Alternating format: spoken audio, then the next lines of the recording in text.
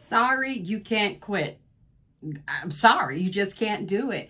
Yes, life is tough. Life is rough. Life can be cruel. Life will knock you down. Life will try to knock you out. But guess what? You have to find a way to keep going because God has a will and purpose for your life.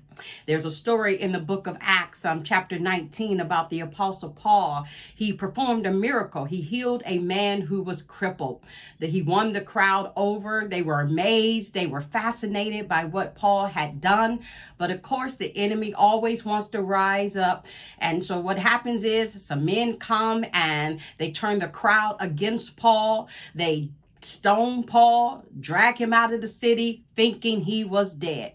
Here Paul has done a great miracle. He has changed a man's life. He is serving the Lord. He is doing what he has been called to do. And the enemy is upset. The enemy is angry. And the enemy wants to take Paul out. Now, I want you to understand, whenever you're on the right track, doing the right thing, making the right decisions and the right choices, you will get the enemy's attention. I'm sorry, it comes with life. You cannot just go through life and not expect to have an occasional attack from the enemy. And when I speak of the enemy, I am talking about the fact that we do not wrestle against flesh and blood, but we do know that the enemy works through human beings. And so sometimes someone will rise up to come against you in order to knock you out of the race. But again, you cannot quit.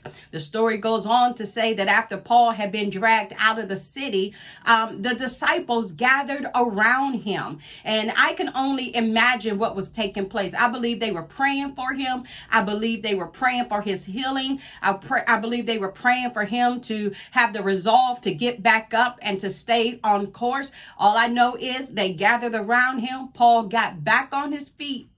After being stoned, he gets back on his feet. And what amazes me is that Paul goes right back into the city where he was stoned. Beloved, there's a vision for your life. There's a purpose for your life. There's a mission that God has called you to. You cannot give up just because you've been knocked down. You have got to get back on your feet. And this is why you, like Paul, you need a group of people who love you, who support you, who encourage you, who believe in you, who believe in the mission, the assignment, the call that is upon your life, so that they can pray for you and encourage you and tell you, no, you can't quit. You have to keep going. So just in case you don't have those friends, just in case you do not have that support system, I want to tell you, sorry, you can't quit.